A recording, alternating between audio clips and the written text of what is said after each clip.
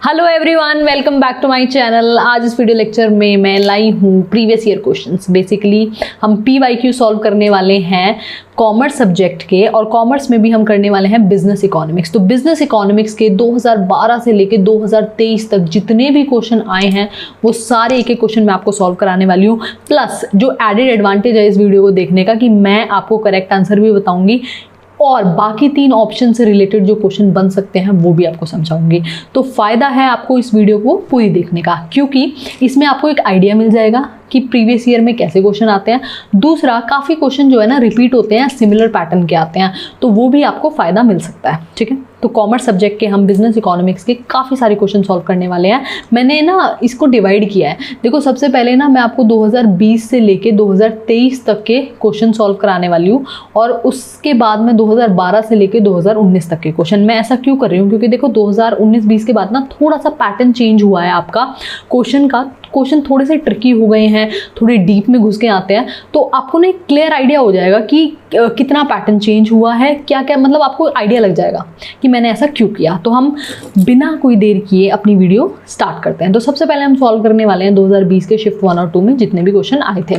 तो सबसे पहला क्वेश्चन है आपका, if an estimated Cobb Douglas production function is Q is equal to 10 K की पावर 0.6 L की power 0.8, what type of return to scale does this production function indicate. बच्चों, मैं आपको सिंपल सा तरीका बताती हूँ इस क्वेश्चन को सॉल्व करने का।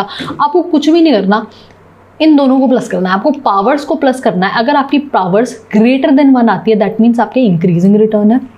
इंक्रीजिंग रिटर्न मतलब क्या होता है कि आप इनपुट इतना डाल रहे हो और आउटपुट इतना ज़्यादा आ रहा है। ठीक है, और जो है अगर आपका जो आंसर है वो लेस देन 1 आता है, दैट मीन्स आपके डिक्रीजिंग रिटर्न है। इसका क्या मतलब है, इनपुट जो है आप इतना सारा डाल रहे हो और आउटपुट सिर्फ इतना सा निकल के आ रहा है, तो डिक्रीजिंग रिटर्न। उसके बाद अगर A is equal to A plus B, power जो है आपकी इज इक्वल टू 1 है, दैट मीन कॉन्स्टेंट रिटर्न है। जितना आप इनपुट डाल रहे हो उतना ही आपका आउटपुट आ रहा है। तो सिंपल सा क्वेश्चन है। अब इसको आप कैसे करोगे, 0.6 को 0.8 से प्लस कर दो। 8 और 6 कितना होता है, 9, 10, 11, 12, 13, 14। ठीक है, तो ये कितना हो गया, 1.4। तो 1 से ज़्यादा है तो आपका आंसर क्या होगा, इंक्रीजिंग रिटर्न। अब मैंने यही सेम चीज़ें जो है स्लाइड्स में समझाई हुई है कि अगर आपका जो रिटर्न है वो ग्रेटर देन 1 है, that means you are getting increasing return to scale। इसका मतलब क्या है, if all inputs are increased by a certain percentage, the output will increase by a larger percentage। तो वही सेम बात लिखी हुई है, डिक्रीजिंग रिटर्न है तो लेस देन 1 और इक्वल टू 1 है तो कांस्टेंट रिटर्न। तो नेक्स्ट क्वेश्चन है हमारा, pricing strategy of setting a high price when the product is introduced and gradually lowering its price is known as. See, आप बताओ इसका आंसर क्या है, सोचो सोचो। इसका आंसर है skimming price policy. Now what is skimming price policy, कि आप मार्केट की, you want to skim the cream out of the market. आप क्या करते हो, पहले आप प्रोडक्ट को इंट्रोड्यूस करते हो, you try to charge high price और फिर आप उसको धीरे धीरे लो करते हो। और अगर आप शुरू में ही लो प्राइस देते हो, अब ये क्यों होता है, because you want to expand your market. तो आप शुरू में क्या करते हो, you try to give the low price, you introduce your product at the low price and then gradually you will increase it. But in skimming price policy what you do is you introduce your product at high price. क्यों, क्योंकि आप ये देखने की कोशिश करते हो कि आप कितना रेवेन्यू जो है मार्केट से ले सकते हो, और फिर जब आप अच्छा खासा रेवेन्यू अर्न कर लेते हो फिर आप अपना प्रोडक्ट का प्राइस क्या कर देते हो, लो कर देते हो। तो ये जो है इसका आंसर है प्राइस स्किमिंग। ठीक है, जब आपके प्रोडक्ट्स की हाई डिमांड होती है और आपके पास बहुत कम कंपटीशन है, तब आप ऐसा करते हो कि मार्केट के ऊपर की मलाई ली। जैसे ही कॉम्पिटिशन्स और जो है डिमांड नॉर्मल हुई, then what you do is कि आपने उसको नॉर्मल कर दिया।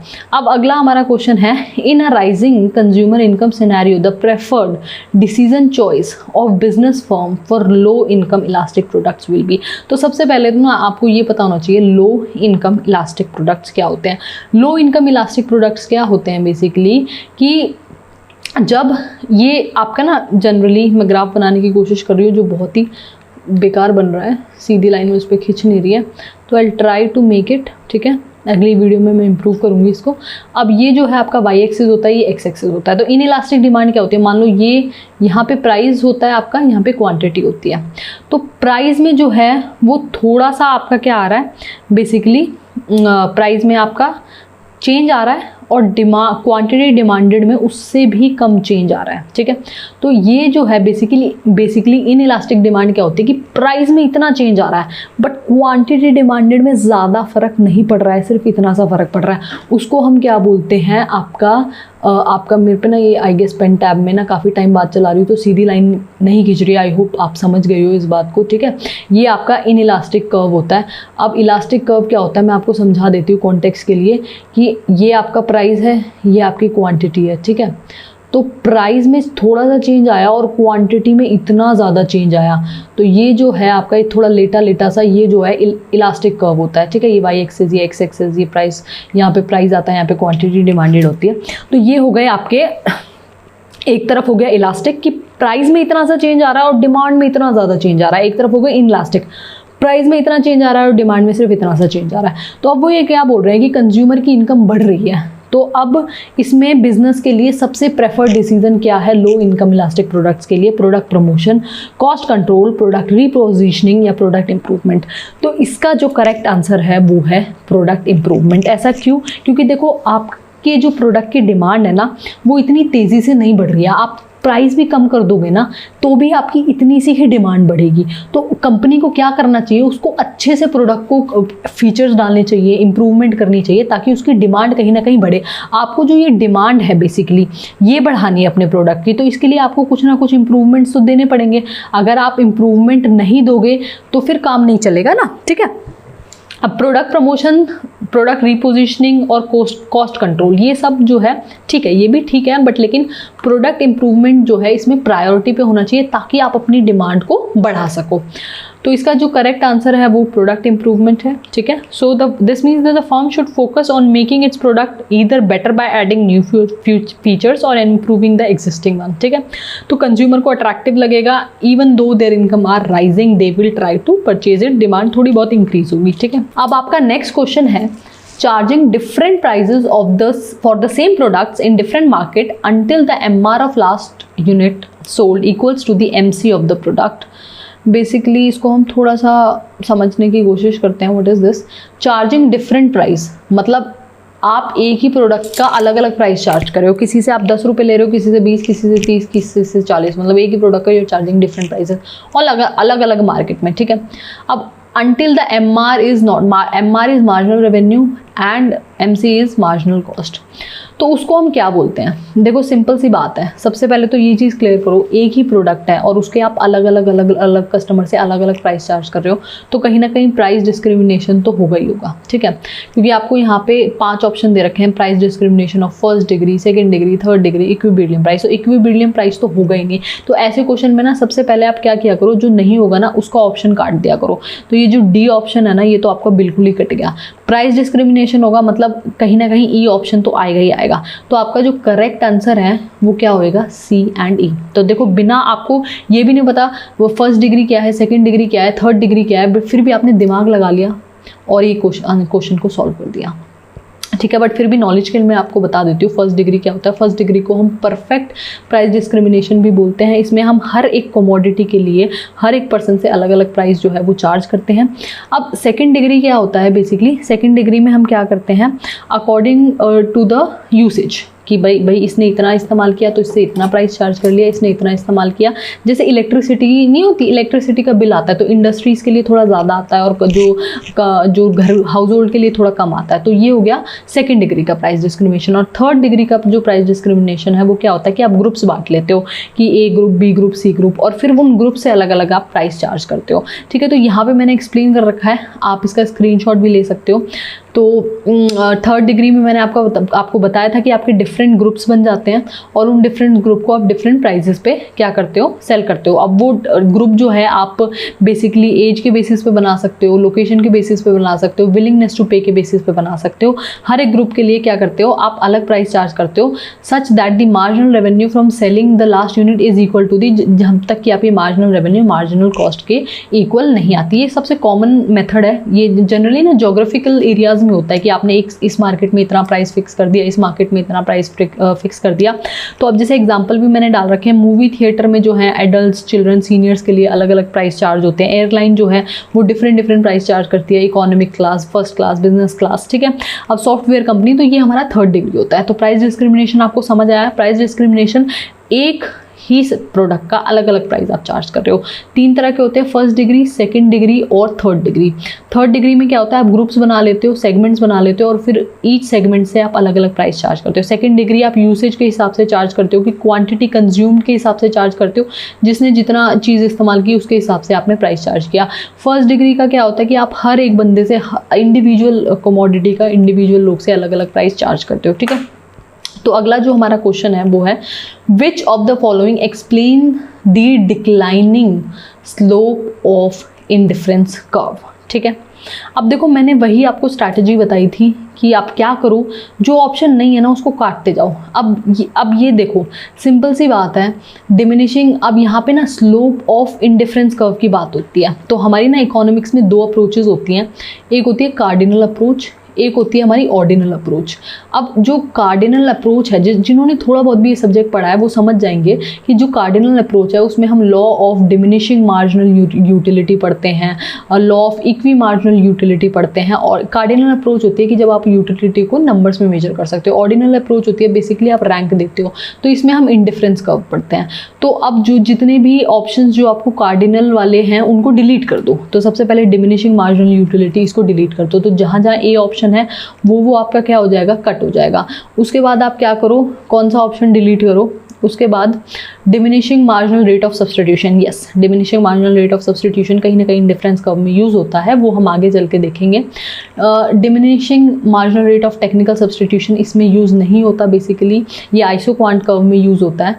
चलो आपको आगे देखना है ऑर्डिनल। हाँ, ये हो सकता है answer, diminishing marginal utility of money, ये तो बिल्कुल नहीं हो सकता।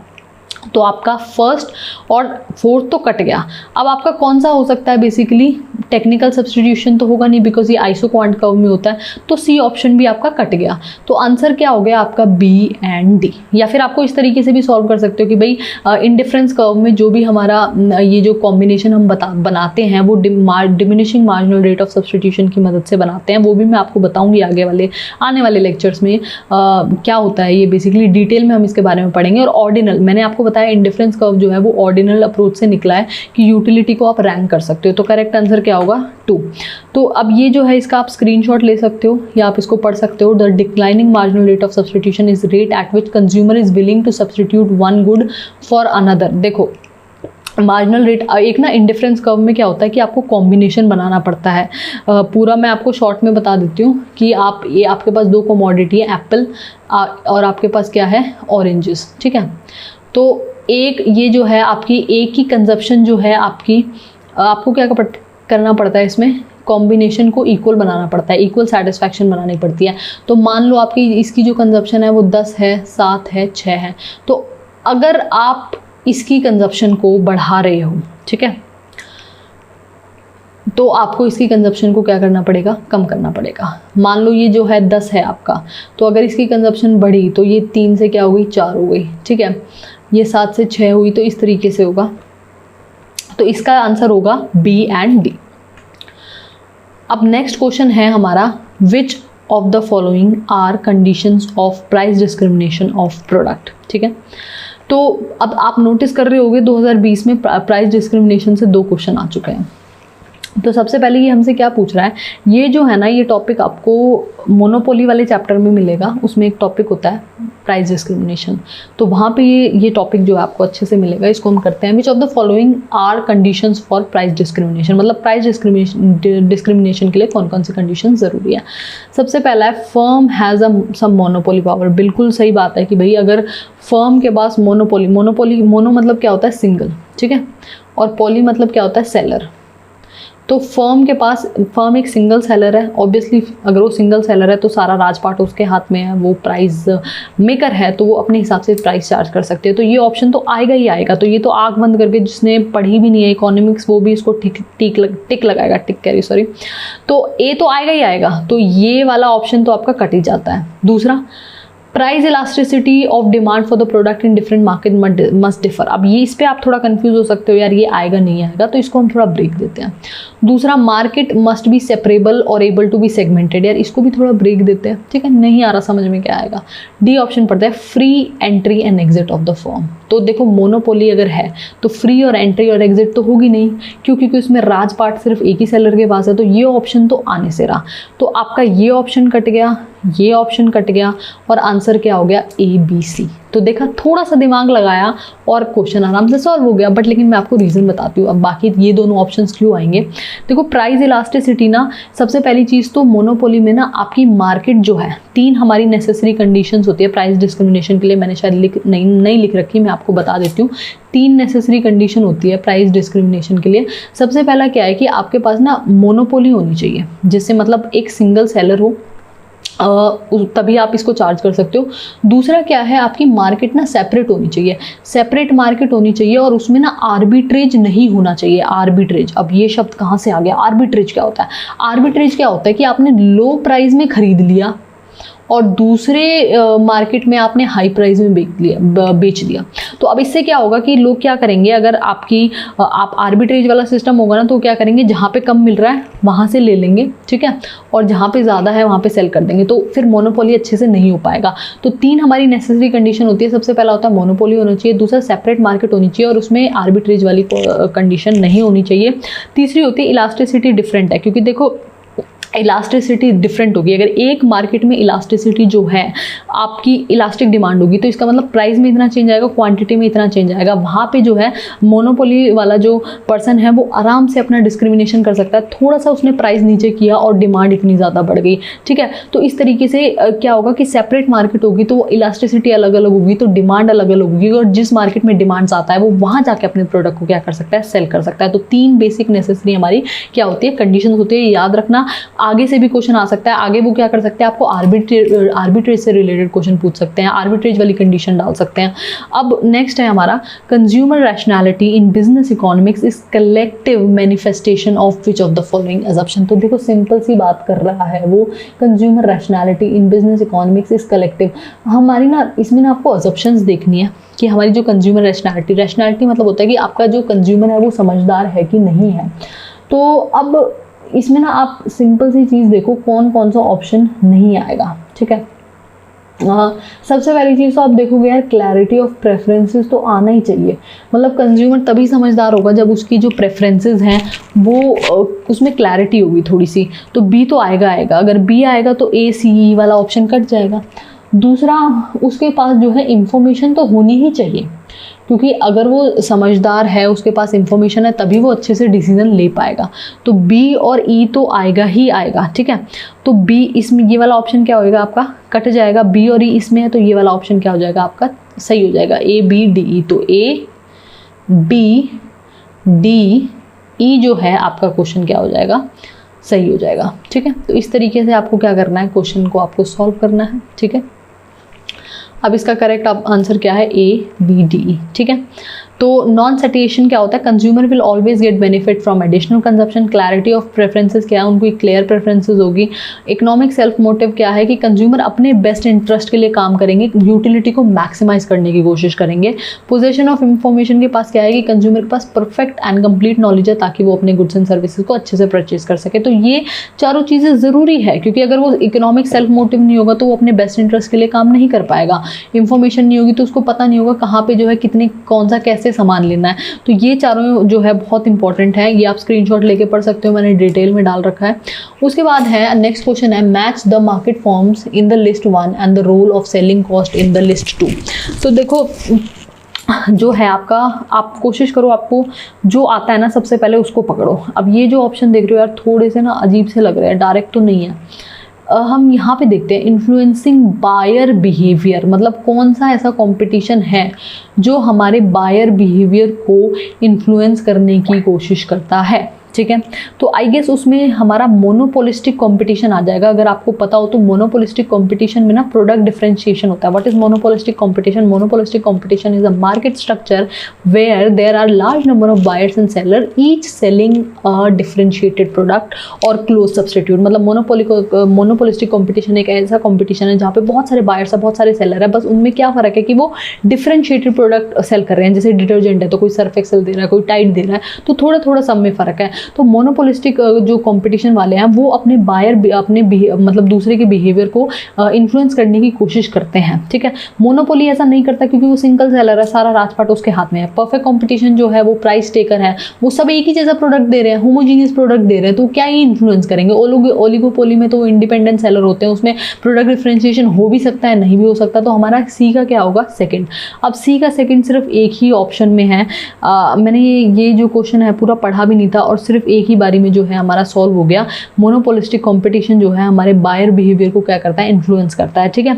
अब अगर आप देखो मोनोपोली जो है, बेसिकली मोनोपोली क्या होता है आपका? ये मोनोपोली नहीं आ रहा समझ में कौन सा आएगा। आप परफेक्ट कंपटीशन वाला ऑप्शन से क्रॉस वेरीफाई कर सकते हो कि जो परफेक्ट कंपटीशन है बेसिकली का फर्म जो है वो प्राइस टेकर होती है, जो प्राइस मिल गया उसी को उन्होंने ले लिया। तो मतलब वो सिर्फ अपने आउटपुट पे ही फोकस कर सकते हैं। They can increase their market side और they can focus on their output. तो ए का क्या आएगा? थर्ड। तो ए का थर्ड है और सी का क्या है? सेकंड। तो हम श्योर हो गए। तो ओलिगोपोली का क्या आ जाएगा? Sustained survival of the firm. क्योंकि देखो ओलिगोपोली में क्या होता है, 2-3 ही सेलर, मतलब ज़्यादा नहीं होते, 4-5 सेलर्स होते हैं और वो जो है अपने सर्वाइवल के लिए फाइट कर रहे होते हैं। सर्वाइवल के लिए कैसे फाइट कर रहे होते हैं कि भाई इसमें एक अगर प्राइस बढ़ा देगा तो दूसरा जो है वो नहीं बढ़ाएगा, एक प्राइस कम कर देगा तो सभी कम कर देंगे। तो इस तरीके से उनके बीच में राइवलरी भी चल सकती है, वो कार्टेल भी बना सकते हैं। तो वो अपने सर्वाइवल के लिए ही फाइट करते रहते हैं। Monopoly intimation of products and services, ये क्या हो जाएगा? लास्ट में बच जाएगा, ठीक है। तो आई होप आपको समझ में आ गया ये वाला क्वेश्चन। उसके बाद हमारा क्या है? Arrange the following products in the increasing order of the price elasticity. Price elasticity बहुत इंपॉर्टेंट है भाई, इसके क्वेश्चन तो आते ही आते हैं। देखो प्राइस इलास्टिसिटी है ना, वो आपकी 5 तरह की होती है बेसिकली। एक होती है इलास्टिक डिमांड, मैं रिवाइज करवा देती हूँ। इलास्टिक डिमांड क्या होती है कि प्राइस में जो है सिर्फ इतना सा चेंज आया, देखो एरो को देखो, मेरे एरो को देखो, और डिमांड में जो है वो इतना सारा चेंज आ गया। तो ये होता है कि आपके प्राइस में सिर्फ इतना सा चेंज आया और डिमांड में इतना सारा चेंज आया। तो इसका कर्व कुछ इस तरह का बनता है। एक होती है इनइलास्टिक डिमांड। इनइलास्टिक डिमांड क्या होती है कि भाई वो हिलना ही नहीं चाहती अपनी जगह से, तुम कितना भी प्राइस गिराने की कोशिश करो मतलब थोड़ा ही चेंज आएगा। तो इसमें क्या होता है कि प्राइस में आपके थोड़ा ज़्यादा चेंज आता है और डिमांड में चेंज नहीं आता। तो इसका जो कर्व है वो थोड़ा खड़ा खड़ा सा बनता है। एक होती है यूनिटरी इलास्टिक, जितना प्राइस में चेंज आया उतना ही डिमांड में चेंज आया, सिंपल। एक होती है perfectly inelastic, that is parallel to आपका वाई एक्सिस, कि भाई तुम जो है कितना भी प्राइस कर लो मैं सिर्फ इतनी ही क्वांटिटी खरीदूंगी, यहाँ से हिलूंगी नहीं। एक होता है परफेक्टली इलास्टिक कि मतलब थोड़ा सा प्राइस नीचे गया तो डिमांड इन्फिनिटी तक चली जाएगी और नहीं तो फिर यहीं रहा। तो ये मतलब इन क्वांटिटी वेरी कर सकती है, इसमें आपका प्राइस, इसमें क्वांटिटी फिक्स होती है, इसमें क्वांटिटी आपकी वेरी कर सकती है, ठीक है। तो ये आपके 5 तरह की प्राइस इलास्टिसिटी होती है, वो आई गेस आपको रिवाइज हो गया। अब हमें क्या करना है, ये जो 4 प्रोडक्ट हमें दे रखे हैं इनकी जो इलास्टिसिटी है, प्राइस इलास्टिसिटी है, इनको ना हमें क्या करना है, एक ऑर्डर में लगाना है। तो सबसे पहले आप एक चीज़ ध्यान दोगे, जो होमोजीनियस प्रोडक्ट्स है, होमोजीनियस प्रोडक्ट जो एक जैसे प्रोडक्ट है, बेसिकली एक जैसे प्रोडक्ट हैं, वो आपके क्या आएंगे, वो सबसे लास्ट में आ जाएंगे। क्यों? क्योंकि एक जैसा प्रोडक्ट है, इतना इलास्टिसिटी के ऊपर इनका फ़र्क नहीं पड़ता। तो अब इसमें एक ही ऑप्शन है जिसमें होमोजीनियस प्रोडक्ट सबसे लास्ट में, और आपका कौन सा हो जाएगा, नंबर 1। तो सिर्फ एक चीज़ भी आपको थोड़ी सी पता है ना, उससे आप पूरा क्वेश्चन क्या कर सकते हो, सॉल्व कर सकते हो। तो देखो इसमें मैंने पूरा डाल रखा है आपका, जैसे नेसेसिटी गुड्स हैं, these are the goods consumer must have और कैन नॉट डू, मतलब जो रोटी पानी कपड़ा मकान, इसके बिना कंज्यूमर रह ही नहीं सकता। तो इनकी जो इलास्टिसिटी है काफ़ी कम होती है, ठीक है। लग्जरी गुड्स हैं वो इतने एसेंशियल नहीं होते, बट इनकी जो प्राइस इलास्टिसिटी है वो हायर होती है नेसेसिटी गुड्स से। तो सबसे ज़्यादा क्या होती है, नेसेसिटी गुड्स की जो है इलास्टिसिटी कम होती है। उसके बाद जो है लग्जरी आते हैं, उसके बाद ड्यूरेबल गुड्स आते हैं। क्यों ड्यूरेबल गुड्स क्यों आते हैं, बेसिकली ड्यूरेबल गुड्स जो है वो ड्यूरेबल है, उनके यूज़ को आप क्या कर सकते हो, पोस्टपोन कर सकते हो, ठीक है। तो इस तरीके से आपको ये 3 करने हैं। तो इसमें वही होगा हमारा बेसिकली होमोजीनियस गुड्स सबसे लास्ट में आएगा, ठीक है। नेसेसिटीज़ मैंने अभी आपको बताया, नेसेसिटीज़ आपकी सबसे पहले आएंगी क्योंकि इनकी इलास्टिसिटी बहुत कम होती है। चाहे आप कितना भी प्राइस कर लो, मैं इसको खरीदूंगी क्यों? क्योंकि ये मेरी ज़रूरत है। तो ये इनकी जो इलास्टिसिटी है वो सबसे इन इलास्टिक डिमांड आप इनको कह सकते हो, ठीक है। नेसेसरीली इन इलास्टिक होता है। फिर उसके बाद आपके डिफरेंशिएटेड गुड्स आते हैं, ये इनसे ज़्यादा इलास्टिक होते हैं, ठीक है। कि अगर आप एक ब्रांड आपको पसंद नहीं आई तो आप दूसरी पे स्विच हो जाओगे। ड्यूरेबल गुड्स की डिमांड इलास्टिक इसलिए होती है क्योंकि आप ना इनके यूज़ को पोस्टपोन कर सकते हो।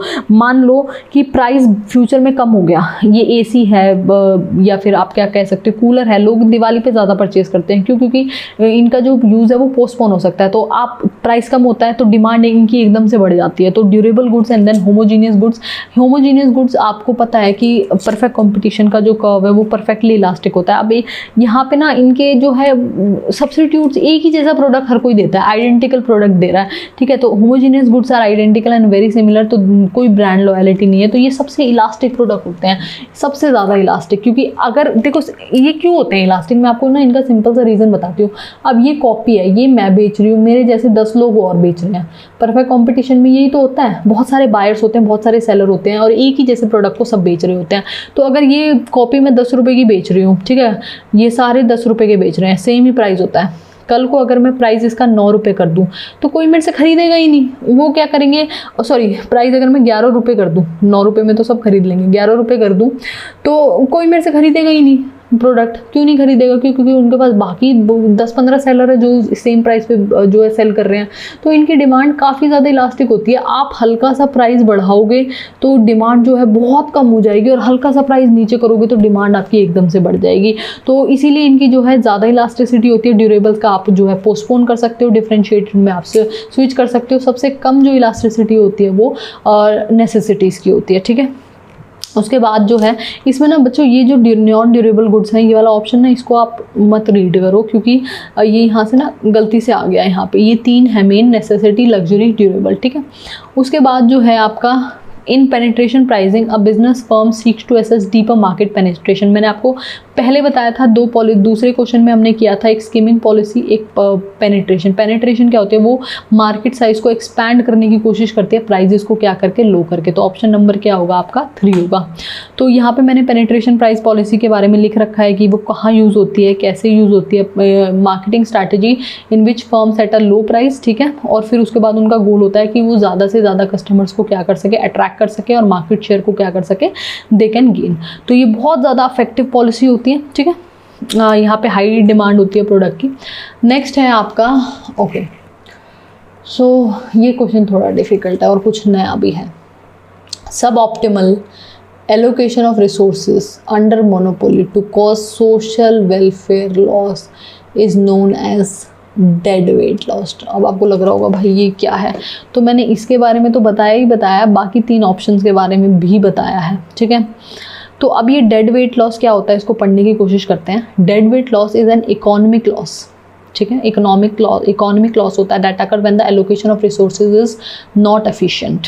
आपकी जब रिसोर्सेज आप अच्छे से एलोकेट नहीं कर पाते तो आपको एक लॉस होता है जिसको हम क्या बोलते हैं, डेड वेट लॉस, ठीक है। तो हमारी जो कॉम्पिटिटिव मार्केट है उसमें जो रिसोर्सेज हैं वो एफिशिएंट है। Allocation of resources is efficient because जो है बेसिकली लोएस्ट पॉसिबल कॉस्ट पे। देखो सिंपल सी बात है, जब आप सबसे कम कॉस्ट पे प्रोडक्ट बना रहे हो, कहीं ना कहीं आप रिसोर्सेज अच्छे से एलोकेट कर रहे हो, और ज़्यादा कॉस्ट पे बना रहे हो तो आपकी एलोकेशन ज़्यादा अच्छी है नहीं। तो यहाँ पे जो है कि जो अगर आप अपने ऑप्टिमम रिसोर्सेज को यूटिलाइज नहीं कर पाते हो तो आपको एक लॉस होता है जिसको हम क्या बोलते हैं, डेड वेट लॉस। तो difference between the value that a customer would receive from the efficient level of output and the value they actually receive. मतलब कि जो वैल्यू आप कस्टमर को देना चाहते हो और जो वैल्यू आप देते हो उनके बीच में जो डिफरेंस होता है वो रिसोर्स एलोकेशन की, मतलब आप इतना एफिशिएंट प्रोडक्ट कंज्यूमर तक नहीं पहुंचा पा रहे हो, उसको हम क्या बोलते हैं, डेड वेट लॉस, ठीक है। तो ये मैंने आपको लिख रखा है, dead weight loss is an economic loss that occur when the allocation of resources is not efficient. तो in a monopoly market firm has no incentive to produce. मतलब मोनोपोली में क्या होता है ना, फर्म एफिशिएंट लेवल का output ही नहीं प्रोड्यूस करती। क्यों? क्योंकि उनको पता है कि भाई सब कुछ राजपाट हमारे हाथ में है, मैं ही प्राइस मेकर हूँ, मैं ही अकेली जो है इस चीज़ को बेच रही हूँ, तो मैं क्यों अपना आउटपुट पे इतना ध्यान दूँ, मैं क्यों एफिशिएंट लेवल पे करूँ, मेरा जो मन होगा मैं वो करूँगी। तो इसलिए क्या होता है, डेड वेट लॉस, ठीक है। अब एलोकेशन ड्रिफ्ट जो है वो अलग है। Allocation drift is gradual change in the allocation of resources over time, मतलब आप धीरे धीरे आप अपने जो रिसोर्सेज हैं उनको चेंज करते हो, ठीक है, ग्रेजुअल चेंज लाते हो अपने रिसोर्सेज में, उसको हम क्या बोलते हैं, एलोकेशन ड्रिफ्ट। उसके बाद मोनोपोली लॉस, बेसिकली आपके जो फर्म का जो प्रॉफिट है और एक्चुअली में जो आप प्रॉफिट अर्न कर रहे हो और कॉम्पिटिटिव मार्केट का जो प्रॉफिट है उसमें जो डिफरेंस है उसको मोनोपोली लॉस बोलते हैं। अपॉर्चुनिटी लॉस क्या होता है, difference between the best outcome and the actual outcome, मतलब जो बेस्ट आप दे सकते थे और एक्चुअल जो आपका आउटकम आया उनके बीच में डिफरेंस। तो अगर आप इस क्वेश्चन को दोबारा पढ़ो, suboptimal allocation of resources under monopoly to cause social welfare loss, मतलब सिंपल सी बात है ये एक तरह का कि मोनोपोली के अंदर एलोकेशन ऑफ रिसोर्सेज की वजह से एक लॉस हो रहा है, इसको इस तरीके से देखो, वो क्या होता है, dead weight loss. Allocation drift resources में चेंज आ रहा है, मोनोपोली लॉस अपॉर्चुनिटी लॉस जो है एक डिफरेंस होता है एक तरह का। तो आई गेस वैसे लॉस तो बेसिकली हर किसी लॉस में डिफरेंस होता है, तो इग्नोर दिस। नेक्स्ट है हमारा price ceiling below the equilibrium price leads to. तो इससे क्या होगा, बेसिकली एक ना प्राइस सीलिंग होती है, उससे अगर आप कम प्राइस, गवर्नमेंट एक प्राइस फिक्स करती है कि भाई इतना प्राइस होगा, उससे अगर आप कम प्राइस फिक्स करो तो उससे क्या होगा बेसिकली आप ना ब्लैक मार्केटिंग की तरफ ज़्यादा चले जाओगे। तो ये क्या हो जाएगा, इसका आंसर ब्लैक मार्केटिंग, तीसरा ऑप्शन। अब देखो, what is price ceiling? Price ceiling is a government impose limit on the price that can be charge, मतलब गवर्नमेंट बोल देगी भाई इस प्रोडक्ट पे तुम 20 रुपये ले रहे हो तो तुम 20 रुपये ही ले सकते हो। Price ceiling are typically implemented to protect customer from high prices, government ने बोल दिया भाई 20 रुपये लेने, उससे ज़्यादा तुम चार्ज इस पर नहीं करोगे, ठीक है। तो अब इससे क्या होगा, कहीं ना कहीं प्रोडक्ट की शॉर्टेज आ जाती है, क्यों? क्योंकि कोई सेल ही नहीं करना चाहता भाई। When the price ceiling is set low below it create artificial shortage of the good, this is because consumer will demand more of the good than producer are not. देखो सिंपल सी बात है, logic चलता है, एक law of demand क्या बोलता है कि आपकी जो है प्राइस कम होगा डिमांड ज़्यादा होगी, प्राइस जो है ज़्यादा होगा डिमांड कम होगी, वो इन्वर्स रिलेशन पे चलता है। सप्लाई क्या करता है, प्रोड्यूसर क्या बोलते हैं भाई तुम प्राइस ज़्यादा रखोगे हम सप्लाई ज़्यादा रखेंगे, प्राइस कम रखोगे सप्लाई कम रखोगे। तो गवर्नमेंट एक सीलिंग बांध देती है कि भाई तुम 20 रुपये से ज़्यादा इस प्रोडक्ट को नहीं बेच सकते। तो प्रोड्यूसर्स को क्या लगता है यार इतने कम में जो है मैं क्या ही प्रोडक्ट दूँ, तो वो क्या करते हैं, शॉर्टेज क्रिएट कर देते हैं प्रोडक्ट की। तो प्राइस सीलिंग अगर आपका लो है तो प्रोडक्ट की शॉर्टेज हो जाती है। दूसरा ब्लैक मार्केट होगी, क्योंकि कंज्यूमर जो प्रोड्यूसर्स हैं वो इलीगल तरीके से प्रोडक्ट को बेचने की कोशिश करेंगे। शॉर्टेज है, कहीं प्रोडक्ट नहीं मिल रहा तो वो ब्लैक में बेचेंगे।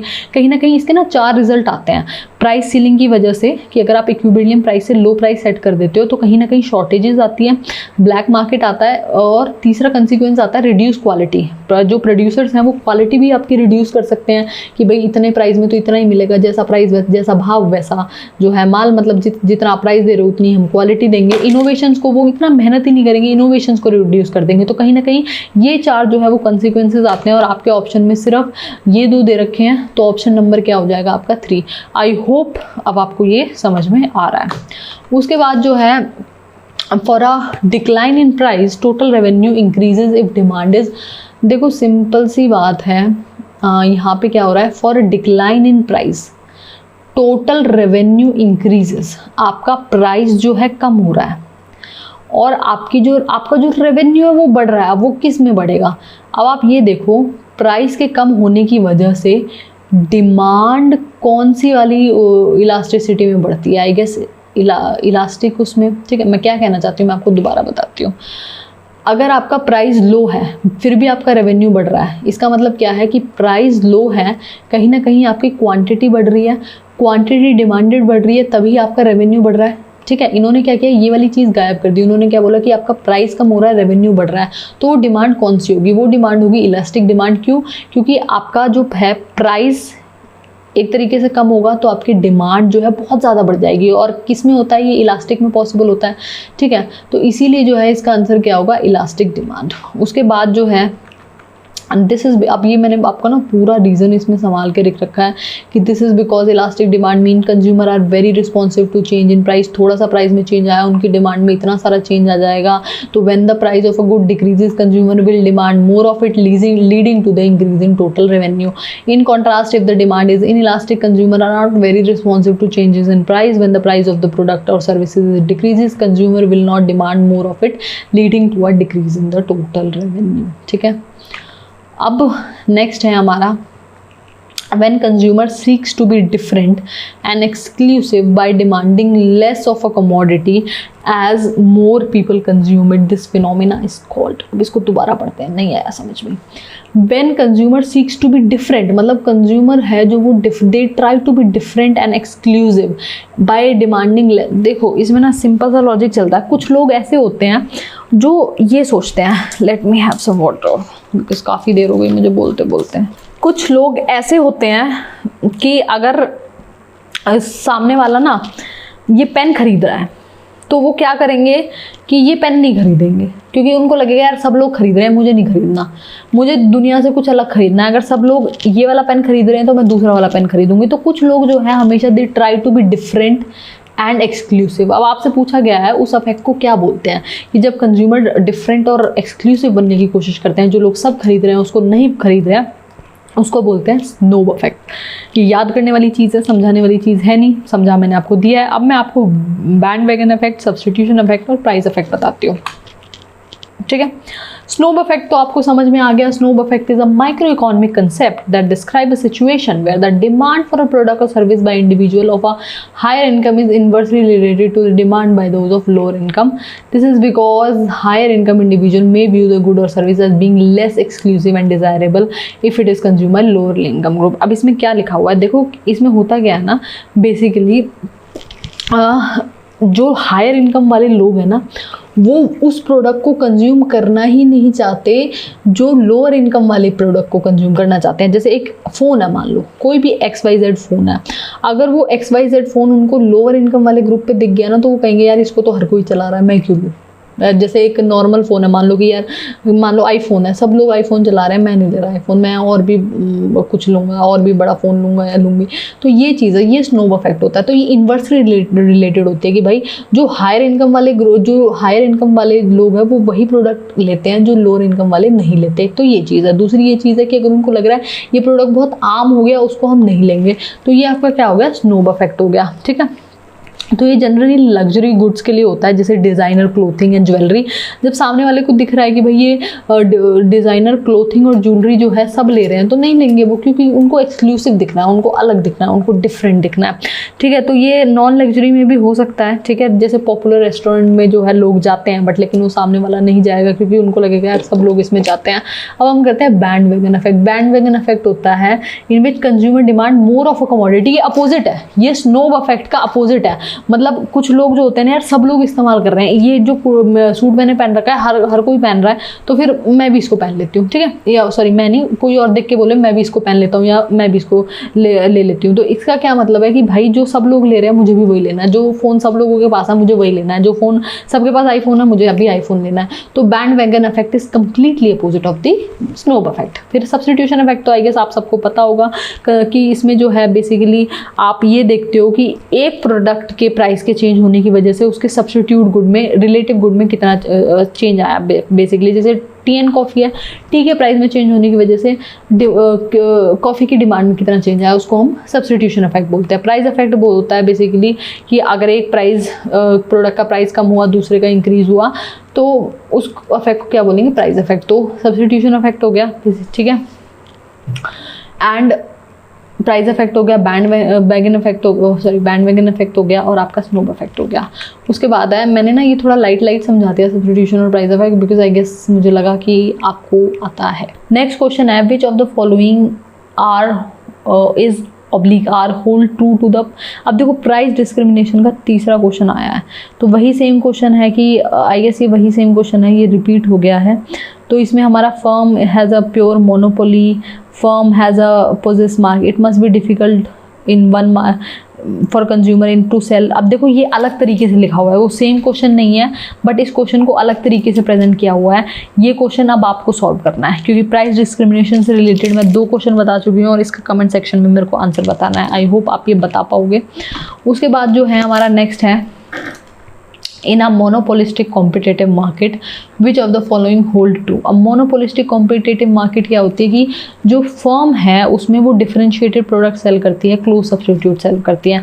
Firm are small related to the total market. यार ये समझ नहीं आया, no firm has market power, ये भी समझ नहीं आया, ये भी कुछ मैच नहीं कर रहा। There is easy entry and exit, यार ये कुछ समझ आ रहा है।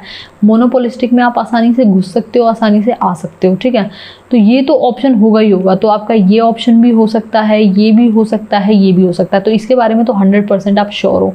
Few firms have market power, ऐसा नहीं होता भाई। अगर पावर होगी ना तो सारी फर्म्स के पास होगी, क्योंकि सारी सब्सिट्यूट प्रोडक्ट वो आपके क्लोज सब्सिट्यूट, ऐसा नहीं है कि कुछ उसमें लिमिटेड फर्म है उनके पास क्लोज पावर होगी। तो ये वाला ऑप्शन तो डी वाला तो होगा ही नहीं, हो ऑप्शन बिल्कुल होगा ही नहीं। और आई गेस डी इन्होंने किसी में दे ही नहीं रखा, तो ये तो है ही, इसका तो ऑप्शन भी नहीं कट कर सकते। There is no easy entry, अब देखो इसी क्वेश्चन का अपोजिट दे रखा है, तो अगर आपका सी आएगा तो ई तो आएगा ही नहीं। तो ये वाला ऑप्शन भी क्या हो गया आपका, कट हो गया, ठीक है। ये वाला ऑप्शन आपका कट हो गया, ई वाला। आपका 100% आप श्योर हो कौन सा ऑप्शन आएगा, you are 100% sure there is easy and, तो ये आपका ये वाला क्वेश्चन हो सकता है और या तो ये वाला आंसर हो सकता है।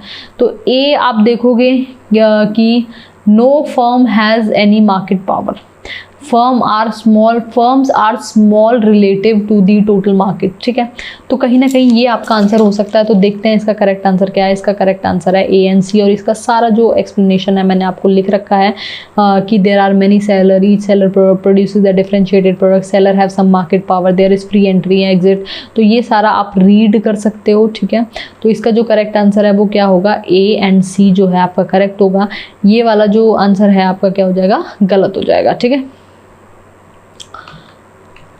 नेक्स्ट है आपका match the column, perfect competition. Perfect competition की एक पहचान है, वो होमोजीनियस प्रोडक्ट सेल करते हैं सब लोग। मतलब परफेक्ट कंपटीशन में क्या होता है, large number of buyers and seller, और सारे के सारे एक ही जैसा प्रोडक्ट दे रहे हैं, सबको परफेक्ट नॉलेज है, सबको जो है मोबिलिटी बहुत आसानी से हो रही है, प्राइस जो है वो मेकर है। तो परफेक्ट कंपटीशन क्या हो जाएगा, होमोजीनियस प्रोडक्ट, ठीक है। मोनोपोली में क्या होता है, कहीं ना कहीं प्राइस डिस्क्रिमिनेशन होता है। आप 3 क्वेश्चन तो कर चुके हो प्राइस डिस्क्रिमिनेशन के, कि एक ही प्राइस पे एक अलग अलग प्राइसेस पे सेम प्रोडक्ट। ओलिगोपोली में होता है प्राइस रिजिडिटी, ठीक है। इसमें अगर आप देखो तो किंग्ड डिमांड कर्व आपका बनता है, ठीक है। यहाँ पे इलास्टिक डिमांड होती है, यहाँ पे इलास्टिक, क्योंकि बहुत फ्यू फर्म्स होती हैं। तो ये भी हम डिटेल में करेंगे जब मैं आपको इकोनॉमिक्स पूरा कंप्लीट कराऊंगी। और आपका जो मोनोपोलिस्टिक है उसमें कहीं ना कहीं स्कोप होता है प्रोडक्ट इंप्रूवमेंट का। तो ए का जो है थर्ड है, ए का थर्ड देखो एक ही ऑप्शन में हो रहा है और आपका ये सॉल्व हो गया। तो बी का क्या हो रहा है, फोर्थ बिल्कुल सही, और सी का क्या हो रहा है, सेकंड बिल्कुल सही। तो हमारा आंसर जो है बिल्कुल सही है, सब कुछ अच्छे से मैच हो गया है। अब इसमें जो है हमारा देखो, which of the following is the first order condition for profit maximisation.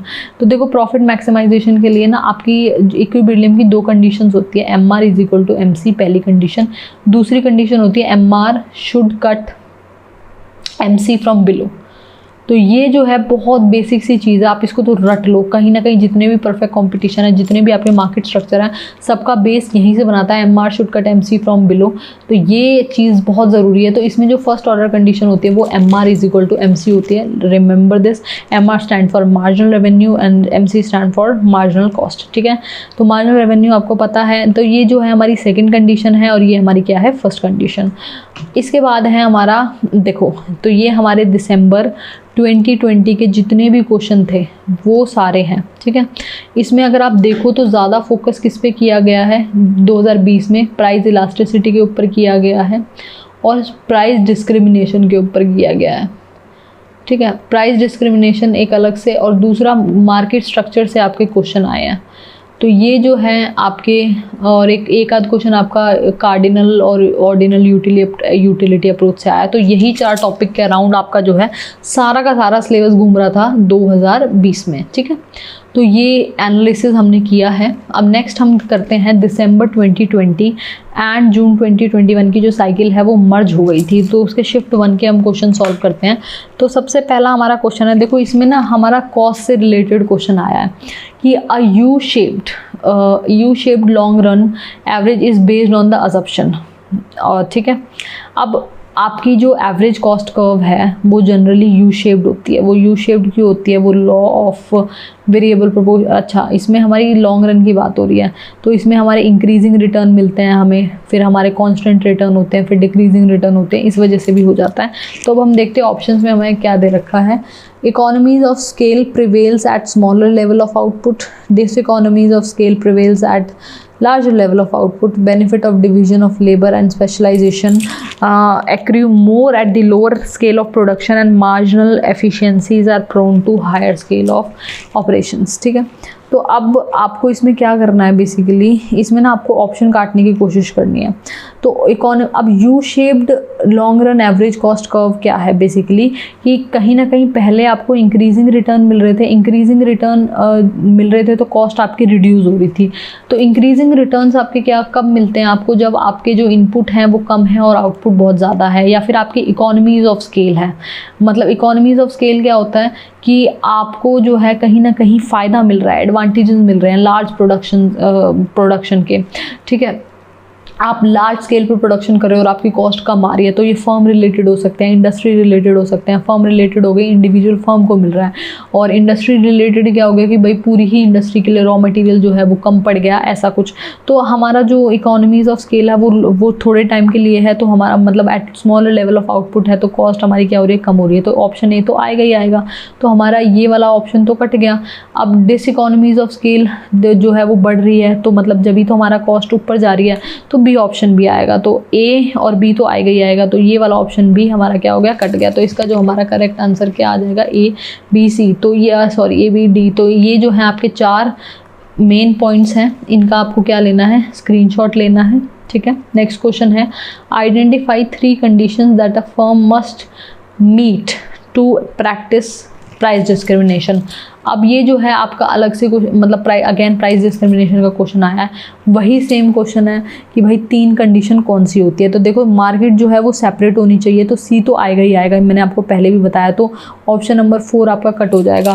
दूसरा, प्राइस इलास्टिसिटी उनकी डिफर होनी चाहिए, ये पॉइंट भी हमारा है, तो डी तो आएगा ही आएगा। तो ये ऑप्शन नंबर जो फर्स्ट है ये भी कट हो जाएगा। ठीक है, फिर उसका ये उसमें जो है फर्म के पास जो है कुछ कंट्रोल होना चाहिए, बिल्कुल सही बात है कि कुछ कंट्रोल होना चाहिए प्राइस के ऊपर, तभी जो है प्राइस डिस्क्रिमिनेशन वो कर सकते हैं। कुछ नहीं, पूरा का पूरा कंट्रोल होना चाहिए। तो ये हमारा क्या हो गया, ए सी डी तो हमारा आएगा ही आएगा, और बी सी डी जो है हमारा क्या हो जाएगा, ऑप्शन कट हो जाएगा। तो हमारा ऑप्शन क्या होगा, ए सी डी यहाँ पे करेक्ट आंसर। ठीक है, तो ये प्राइस डिस्क्रिमिनेशन का क्वेश्चन था। आपको याद रखना है इलास्टिसिटी जो है बेसिकली जो है अलग अलग होनी चाहिए अलग अलग मार्केट में। दूसरा आपका क्या है कि जो है मार्केट अलग अलग होनी चाहिए। दूसरा, उसके पास कुछ मार्केट पावर होनी चाहिए या कंट्रोल होना चाहिए प्राइस के ऊपर, तभी आप प्राइस डिस्क्रिमिनेशन कर पाओगे। अब ये क्वेश्चन भी रिपीटेड है, ये भी मैं आपको समझा चुकी हूँ। Price ceiling below the equilibrium price often lead to and possibly black marketing, ये हम समझ चुके हैं। तो हमारा नेक्स्ट क्वेश्चन है मैच लिस्ट 1 एंड लिस्ट 2। तो देखो इसमें जो है हमें देखना है कि कौन सी इनकम इलास्टिसिटीज़ ऑफ डिमांड के बारे में। इनकम इलास्टिसिटी क्या है कि इनकम में कितना चेंज आ रहा है जिससे आपकी क्वांटिटी डिमांडेड में चेंज आ रहा है। देखो इनकम में जो है बेसिकली अब इनकम इलास्टिसिटी इन्फीरियर गुड्स के लिए अलग होती है और सुपीरियर गुड्स के लिए अलग होती है। इन्फीरियर गुड्स में क्या होता है कि आपका कहीं ना कहीं इनका जो है इनकम आपकी ये है और जो है क्वांटिटी डिमांडेड ये है। जैसे ही आपकी इनकम बढ़ती है कहीं ना कहीं आपकी इन वाले गुड्स की डिमांड जो है वो कम हो जाती है, तो इसका कर्व थोड़ा इस तरह का बनता है नेगेटिव वाला। और सुपीरियर में क्या होता है, स्ट्रेट डायरेक्ट रिलेशनशिप होता है कि जैसे जैसे इनकम बढ़ती है वैसे वैसे आपका क्या होता है वो बढ़ता रहता है। इनकम बढ़ती है वैसे वैसे आपकी क्वांटिटी डिमांडेड बढ़ती रहती है। तो यहाँ पे अगर आप चीज़ देखो तो नॉर्मल गुड्स हैं, ठीक है। अब नेगेटिव आप ना सबसे पहले एक चीज़ देख लो, नेगेटिव किस में होगी इनकम, आपकी जो इलास्टिसिटी है, ठीक है। इनकम इलास्टिसिटी नेगेटिव किस में होगी, पॉजिटिव किस में होगी, और ये सब चीज़ें देख लो। तो इसमें आप सिंपल सा आप करो, नॉर्मल गुड्स जो हैं वो आपकी इलास्टिसिटी हमेशा पॉजिटिव होगी। तो ए का क्या आ जाएगा, थर्ड। तो ए का थर्ड है तो ये आपका या तो ये होगा या तो ये होगा, ठीक है। अब नेसेसिटीज़ जो है हमेशा आपकी इलास्टिसिटी कहीं ना कहीं 0 और 1 के बीच में क्या करेगी, लाई करती है, क्योंकि इनइलास्टिक डिमांड क्या होती है आपकी कहीं ना कहीं लेस देन 1 होती है। इनइलास्टिक डिमांड जो है जो नेसेसरी गुड है अब वो क्या होते हैं आपके इनइलास्टिक होते हैं। मैंने आपको पहले भी बताया था कि इनइलास्टिक सबसे ज़्यादा इनइलास्टिक डिमांड होती है नेसेसरी गुड्स की। क्यों? क्योंकि चाहे आपकी इनकम में थोड़ा बहुत फ़र्क पड़े, आप इनको तो कंज्यूम ही करोगे भाई, रोटी तो सभी खाएंगे ना, चाहे वो कहीं से मांग के लाए, कुछ ना कुछ करे। तो कहीं ना कहीं इसका इनकम पे इतना ज़्यादा इफेक्ट नहीं पड़ता। तो आपका क्या हो जाता है, ये 0 और 1 के बीच में कहीं ना कहीं लाई करता है, ठीक है। तो ये क्या हो जाएगा, डी का सेकंड। तो डी का सेकंड भी इन ऑप्शंस में दे रखा है, तो ये भी हो सकता है, ये भी हो सकता है। अब हमारा आता है basically inferior goods. Inferior goods जो है उसकी जो इलास्टिसिटी है वो ग्रेटर देन क्या होगी, 1 होगी, और आपका ऑप्शन नंबर क्या हो जाएगा, सी हो जाएगा। तो ये है आपका करेक्ट आंसर। अब ये मैंने मैच कर रखा है, आप इस टेबल को by heart you can learn it, और आप ये जो है चीज़ें देख सकते हो। अब ये और भी मैंने एग्जांपल्स के साथ जो है बता रखा है, आप इनका स्क्रीनशॉट ले सकते हो।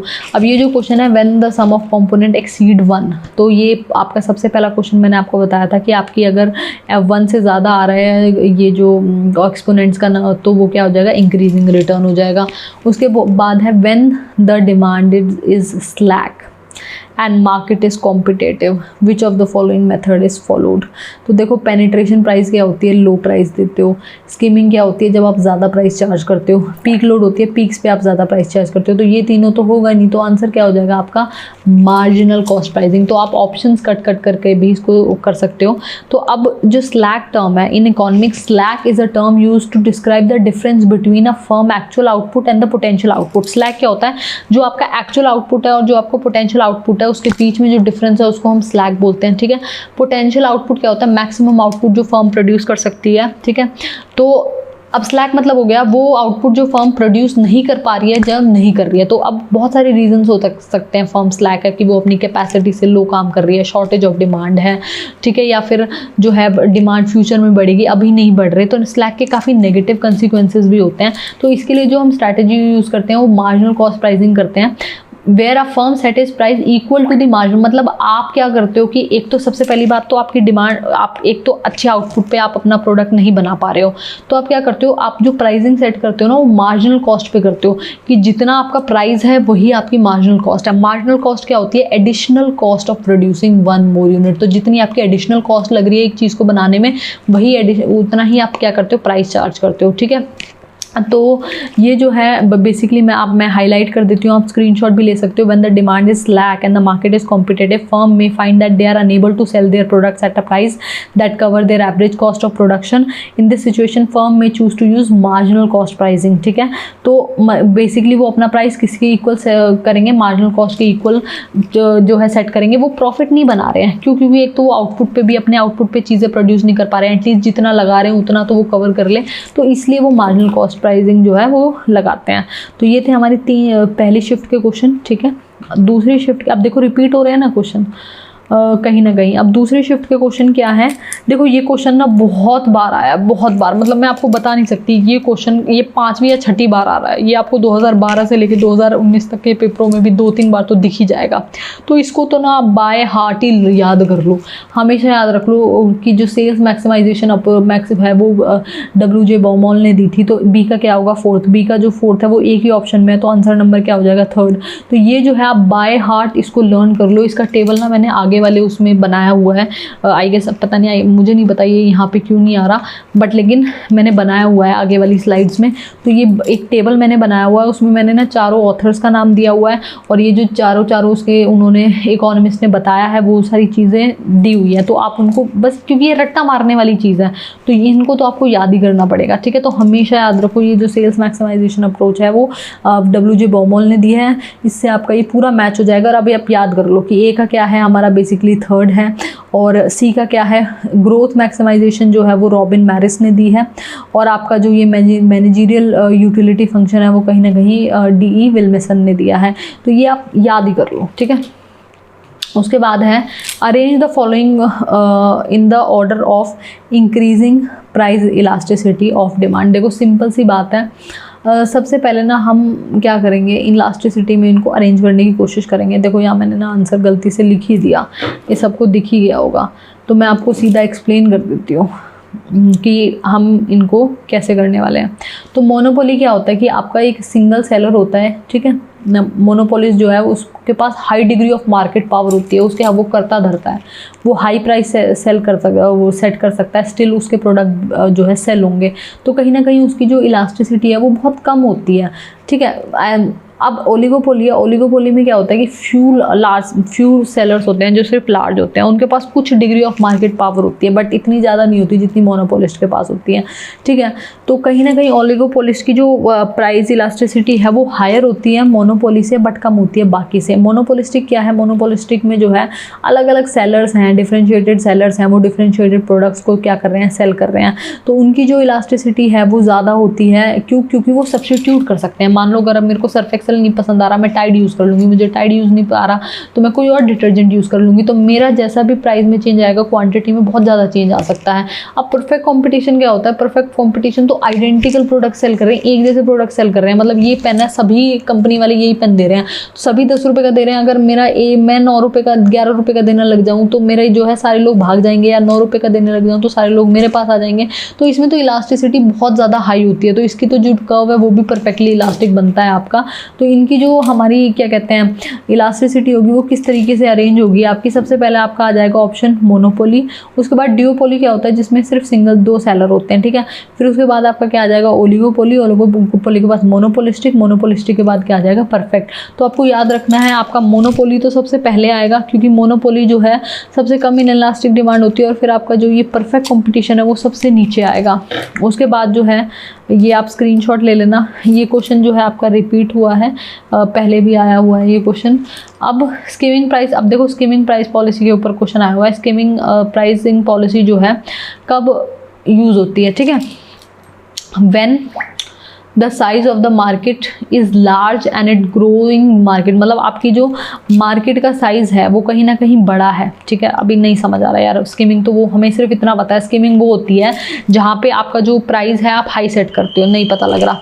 दूसरा देखते हैं, when the product is perceived as enhancing the customer status, मतलब यार एक प्रोडक्ट कस्टमर का स्टेटस बढ़ा रहा है, ये कहीं ना कहीं आ सकता है। क्यों? क्योंकि स्कीमिंग प्राइस पॉलिसी वहीं चार्ज होती है जहाँ कस्टमर ज़्यादा प्राइस देने के लिए तैयार होता है। अब ज़्यादा प्राइस कस्टमर कब देगा, जब कहीं ना कहीं कुछ चीज़ उसके स्टेटस से रिलेटेड होगी। तो यार ये पॉइंट आ सकता है हमारा, इसका मुझे डाउट है, और ये दे भी रखा है, और इस वाले ऑप्शन में भी दे रखा है, इसमें भी दे रखा है, इसमें भी दे रखा है, तो इसमें तो दे नहीं रखा, ठीक है, तो ये तो कट ही जाएगा। उसके बाद जो है हमारा अगला, when the firm uses it as an entry strategy, नहीं यार ये तो कुछ जमा नहीं है। एंट्री स्ट्रैटेजी तो पेनिट्रेशन भी यूज़ हो सकती है, एंट्री स्ट्रैटेजी तो पीक लोड भी हो सकती है, मार्जिनल कॉस्टिंग भी हो सकती है, स्कीमिंग भी हो सकती है। वैसे तो 2 मेन ही होती है, स्कीमिंग और पेनिट्रेशन, ठीक है।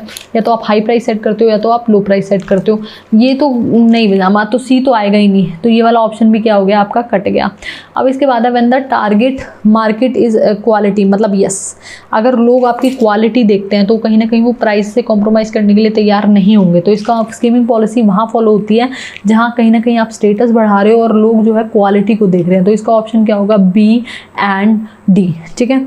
अब उसके बाद जो है आपका अगला क्वेश्चन है, इफ़ द, आप देखो वही है कि अगर आपका जो है ग्रेटर देन 1 है तो आपको क्या मिलेंगे, इंक्रीजिंग रिटर्न। ये मैं 3 बार करा चुकी हूँ, तो आई गेस आपको समझ आ गया होगा। तो ये थे आपके 2020 के जितने भी इकोनॉमिक्स से रिलेटेड क्वेश्चन थे 2020 के, वो मैं आज सॉल्व करवा चुकी हूँ, और आई गेस मुझे 1 घंटा हो गया है इस वीडियो में। तो आपको समझ आया होगा। Please like share and subscribe, thank you so much. मैं तो सोच रही थी बहुत सारे, मतलब मैंने पूरी पीपीटी बनाई हुई है यार 2022 से लेके 2012 से लेके, बट लेकिन 1 घंटे की वीडियो हो गई, काफ़ी लंबी हो गई, और आज करवा चौथा है and I am very much tired.